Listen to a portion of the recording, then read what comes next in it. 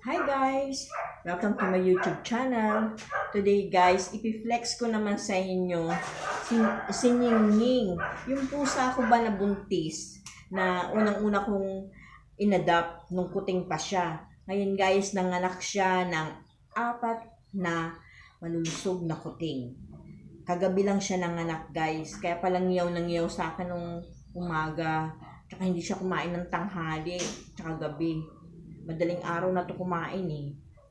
Teka, samahan niyo ako. Papakita ko sa inyo si Ningning. Ayan guys, punta natin siya dito. Dito medyo madilim kasi. Ayan o, nilagay ko siya dito sa ilalim eh. Tingnan niyo na lang. Yan. Kita niyo guys? Ayan ang kanyang mga baby. Kita niyo ba? Diyan ko sila ikinulong. Nasa kulungang maliit na ikinulong ko rin.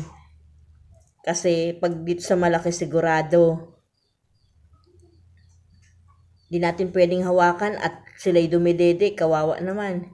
Gutom. Dito nilagyan ko si Ningning ng, ayan, tubig at saka ng pagkain. Uy, ubos na pala. Yan.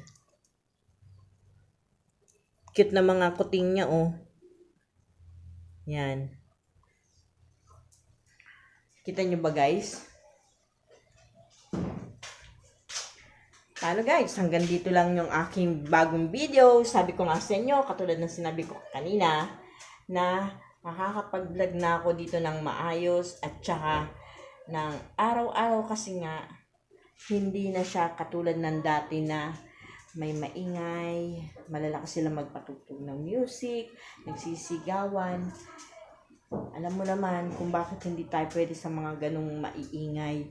Kasi baka tayo ay magkaroon ng kay Whitey, di ba? So guys, see you on my next video.